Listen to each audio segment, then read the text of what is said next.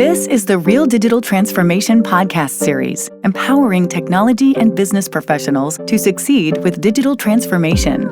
Now, here's your host, best-selling author and series editor of the Pearson Digital Enterprise series, Thomas Earl. Hi, this is Thomas Earl, and welcome to another episode of the Real Digital Transformation podcast series. Today I have with me Eric Muller, the Product Engineering Associate Director at Work & Co. Eric, welcome. Oh, thank you, Thomas. It's a pleasure to be here. So, Eric, you work in a space where you design products and systems in relation to what's happening out there in terms of digital adoption, highly sophisticated digital environments. And over the past few years, as we've all seen now, AI has added a new dimension to all that. It's become a commodity. It's affecting the commercial space significantly. And what we would really like to know is how you have experienced that and what we refer to as, your insights, your secrets into how to best leverage that when it comes to building digital products. Where should we begin? There's a lot to cover there. I think, at a high level, maybe we can start at a high level and then just sort of dig in, see where you want to go with this. Sure. I am cautious around the usage of AI, and when we talk AI, we're really talking about like large language models, right? So, synthetic code that's generated by your system. And so I think it can be a very useful tool, but I'm very cautious because I think that it introduces some risks into organizations. And I think people need to be aware of those and make some choices about how they use the tools based upon those risks. Well, that's actually probably the wisest way to approach this. And maybe then we should first ask or raise the question, based on your experience and what you've seen so far, what are the top risks that organizations face? Are they related to security? Are they related to how the misuse of AI might end up damaging the company more than actually benefiting it in the long term? Or is it immaturity when it comes to adopting AI and not actually utilizing it properly in relation to the business goals? Where have you seen the primary risks? There's a couple of them. I think the first one for me actually is around skills for the development team. I think that most LLMs are kind of like very enthusiastic junior developers who have instant access to like all the Stack Overflow. And so what you can end up with is code that is, has bugs, has security risks inside of it. But more importantly, for junior developers, they're basically not learning how to code. So,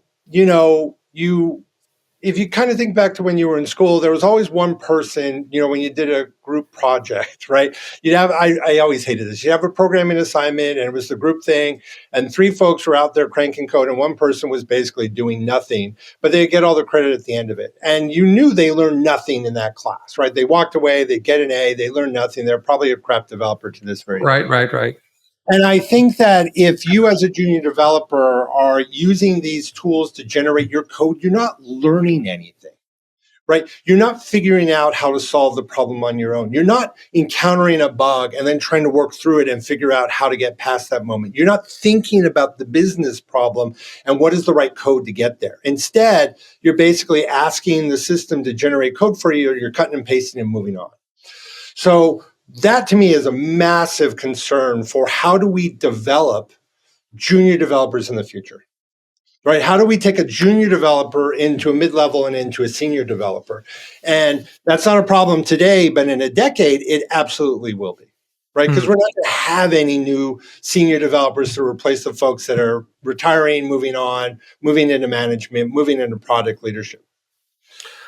And when it comes to software development specifically, so what is your concern that we'll develop too much of a dependency on generative AI to produce source code for our product development, and that it might lead not only to a decrease in overall skill levels, but perhaps also a decrease in product quality?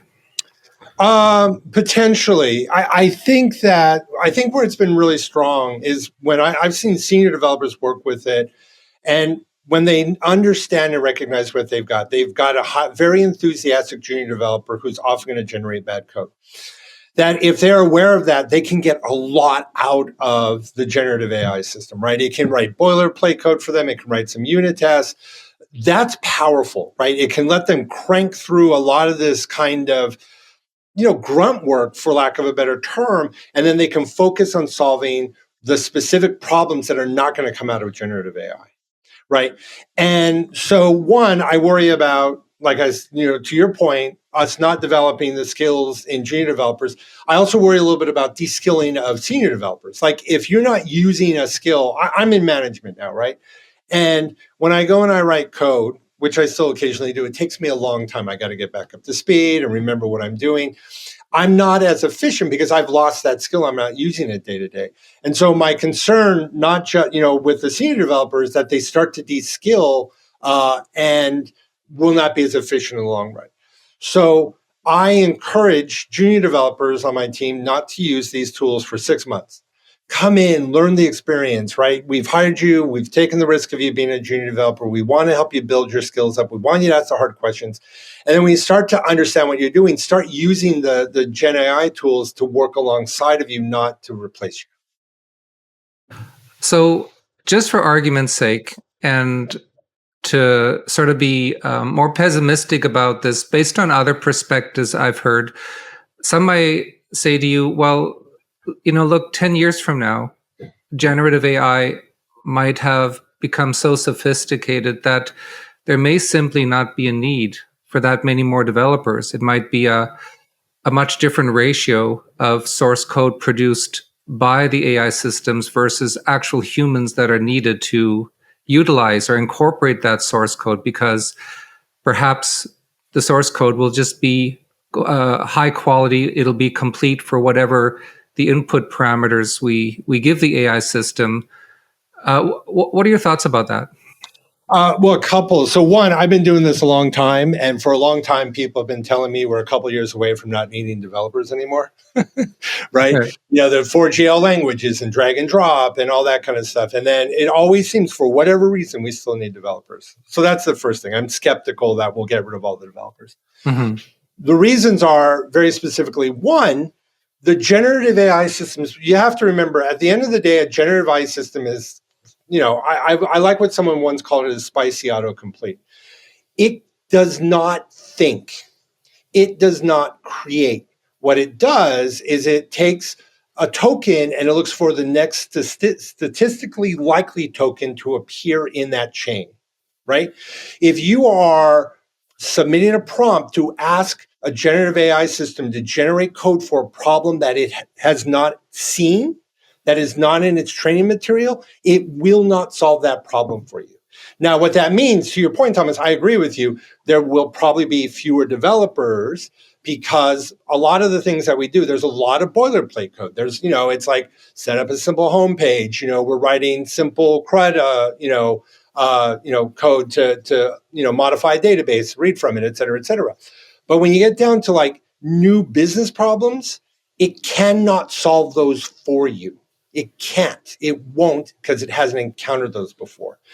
The other thing that I'm skeptical about, why I think that we need to be cautious around this, is that OpenAI loses $5 billion a year right now. Okay. And that means, unless everyone else has magically figured out how to generate a fat wad of profit, no one's making profit off of this right now. And so at some point, they're going to start to charge a big chunk of money for these AI agents. And the rumor right now, and I think we saw it in the information, and Ars Technicum folks have been talking about it, is that the developer AI agent is rumored to be $10,000 a month. Now, if that $10,000 a month allows you, and again, acknowledging this is rumored, if that allows you to replace your whole development team, great. Mazel tov, you're ahead, you're doing great. But if it doesn't, if you still, you're only replacing one or two developers, but the remaining developers are having to always verify the code, have to deal with, bugs that are there. If it's not buying them anything, then what are you getting by spending this money on this agent to replace one or more of your developers? And it's a Right. lot of money, right? We're not going to be playing with these systems at $200 a month if OpenAI needs to close a $5 billion a year gap. Hmm. You said one thing before about how generative AI cannot solve a new business problem that it has not yet itself encountered. And that's an interesting statement because a lot of organizations do have unique business problems that need to be solved. And maybe that's sort of like a base criteria for when to apply generative AI and when not to. But for businesses that need to solve problems that are not new, scenarios, business scenarios, goals that their competitors share as well, that are established goals in the industry, increase sales, overcome, increase product quality, be more competitive by, doing things better than the competition and so on. And if a lot of the data is out there in the industry as to what competitors are doing and historical data of, how to deal with those things, for let's call them traditional business problems, do you think that perhaps generative AI could be more effective in terms of creating code for business automation solutions that could help organizations get ahead with a reduced amount of human labor? I think so. I don't think it's going to be the dramatic, turnaround that people are betting money on, right? Like these systems use a ton of energy, they use a ton of resources, they cost a ton of money. And so at some point, I still get back to the fact that like OpenAI has to close a $5 billion a year gap, right? So it's like, you have to start to make a trade-off, right?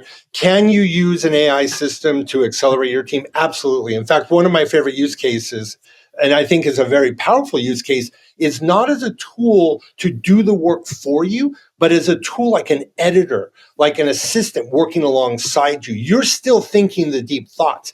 There's a need for that human being to kind of look around and figure out how to solve the problem, how to go in new directions.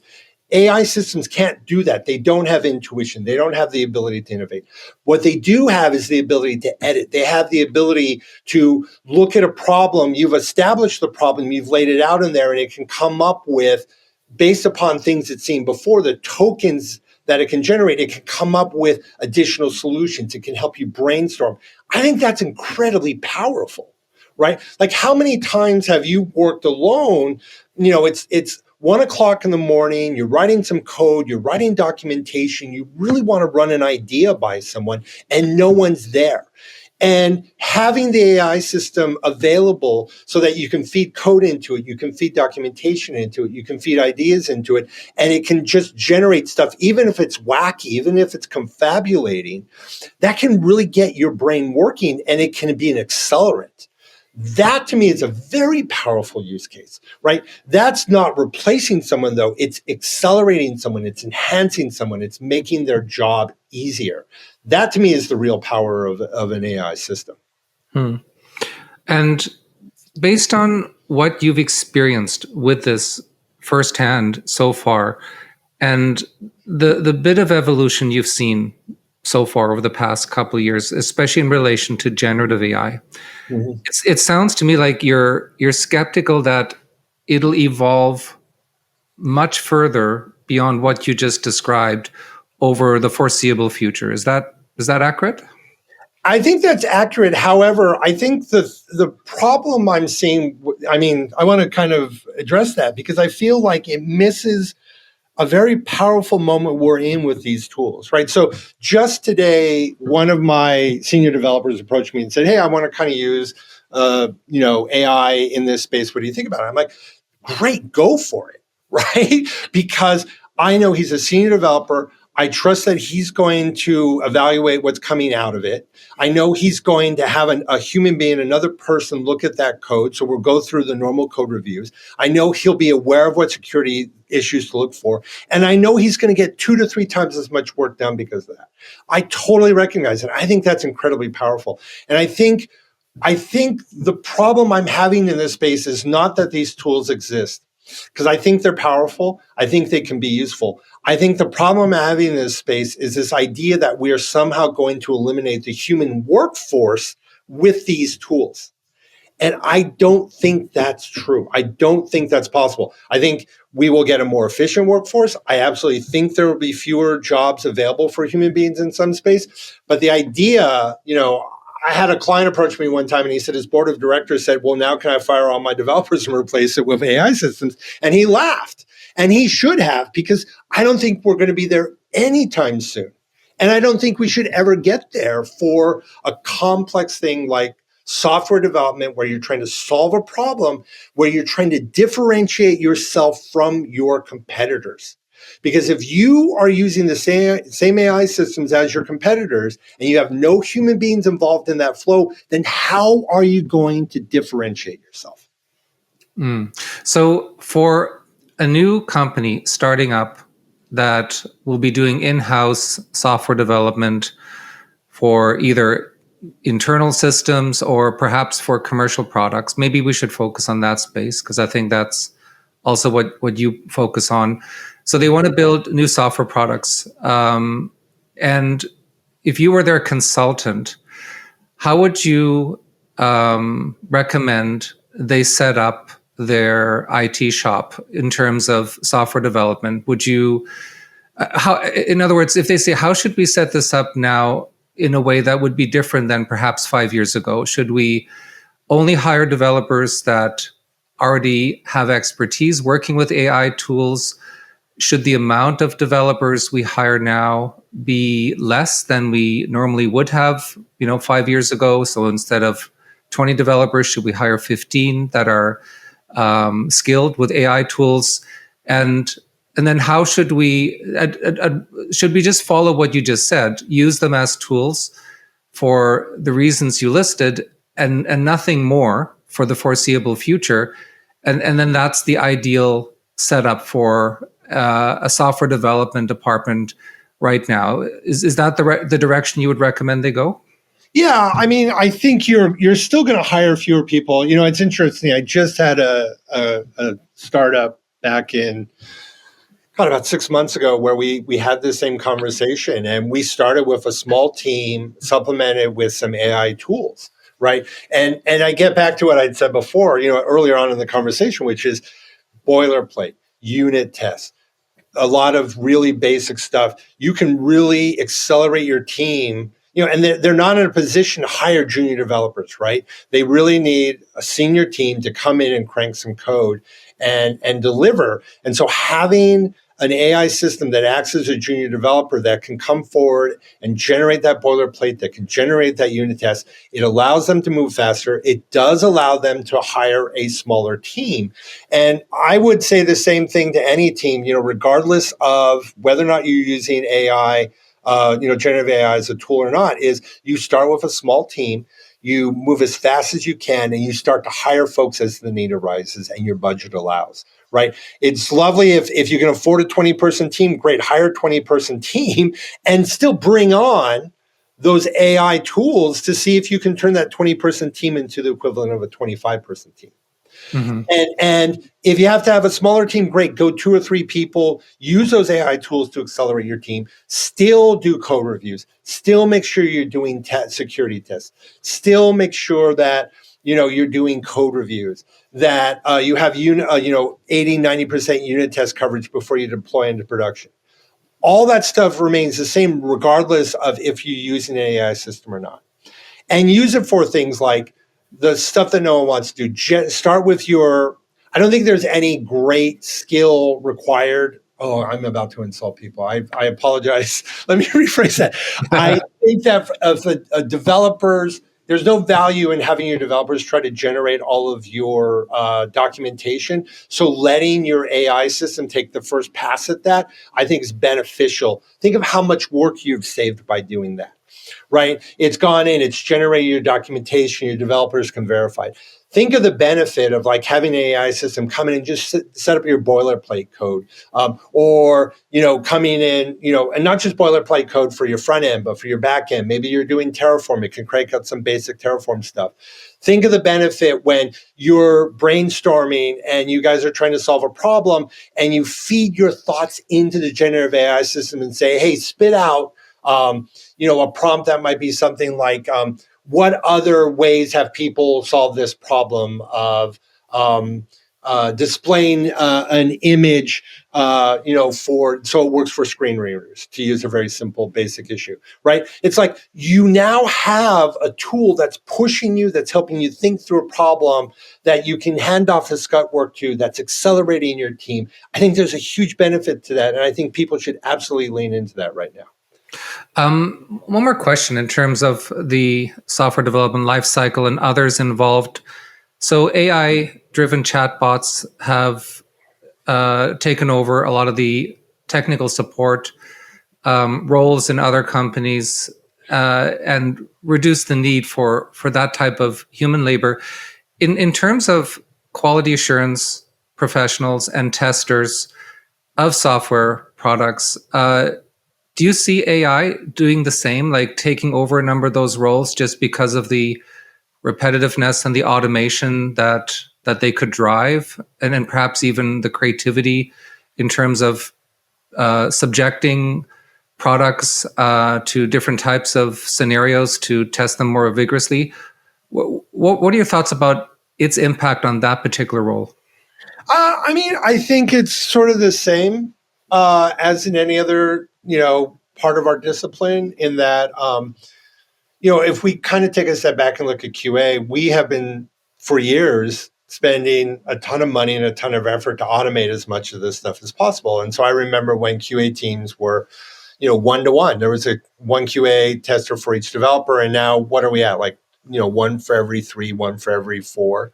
I know folks like to get 1 for 2, but I've seen as little as 1 for 5. And a part of that is because we have been automating this stuff, right? We do have a lot of these tools. And so I think in anything where we're going into an automation space where we're writing code, or we're chaining together tools to automate that stuff, then I think these AI tools can play a role inside of that space. And I've seen a lot of companies, they're doing some very interesting stuff there. And I think you still need kind of a human to think through what is the problem that you're trying to solve. But I think you need a smaller team at that point. Okay. So one last question, Eric. If you were to give career advice to students that are looking for career paths in IT over the next few years, and choosing what paths they want to focus on, and they're interested in development or they're interested in QA, what would you advise them? Would you advise them to seek other roles like technology or application architecture, or would your advice still be follow that path, but just make sure that you're equipped with a good amount of AI skills, a good amount of knowledge of tools, so that when you do enter the space, you can represent yourself as someone fully capable of working within an AI-enabled organization? Yeah, I think that second one is the better. I mean, if your passion is writing code, then go for it. I mean, I still do DevOps stuff. It's because I love it, right? That's what made me fall in love with technology is playing with backend systems. If you love writing code and you think this is what you want to do for a living, I think you should go for it. And I think being aware of the AI tools, and I know a lot of schools offer, classes on AI, or it's a part of the software development. If you're not, if all we're worried about is like prompt engineering for all intents and purposes, like a lot of that stuff is now baked in, right, to like VS Code, and so I don't think there's a heavy lift to learn those particular skills, but being able to say that you can do that is important. The one bit of advice as I would say is don't sit down and say that you are an OpenAI or a Claude or Gemini or a DeepSeek, to go with that kind of an expert nowadays, because they're commodities now. There's no moat. They could be swapped out. I know companies that are basically using whatever is going to meet their need today, and they're going to swap out to something else tomorrow. And so you don't want to be hyper specialized on a particular tool. You want to be a generalist that's relatively easy to pick up. You want to be able to demonstrate that, and I think you'll be set up. That's my recommendation. Super. Thank you. So before we conclude, Eric, please tell us a bit more about what you do at Work & Co. Yeah, so I do a couple different things, but primarily, I lead development teams, and then I work alongside our product management folks and our design folks to make sure that what we're delivering for our clients is, the best possible digital product that they can buy.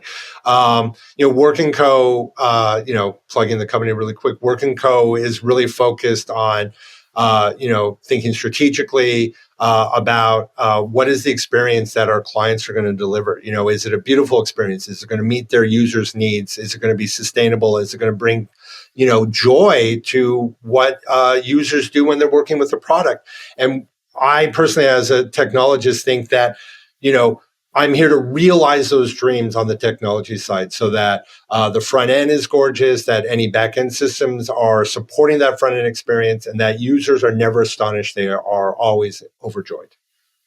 Awesome. Well, Eric, thank you so much for giving us your insight and expert knowledge. Perhaps in a 2 or 3 years, we should reconnect and just sort of revisit the state of things and get your assessment as to whether generative AI has improved or whether new risks have been introduced by some of those advancements. Absolutely. I'm sure I will be surprised and probably wrong. So, all right. Thanks so much, Eric. Thank you, Thomas. Thank you for listening. Follow Thomas on LinkedIn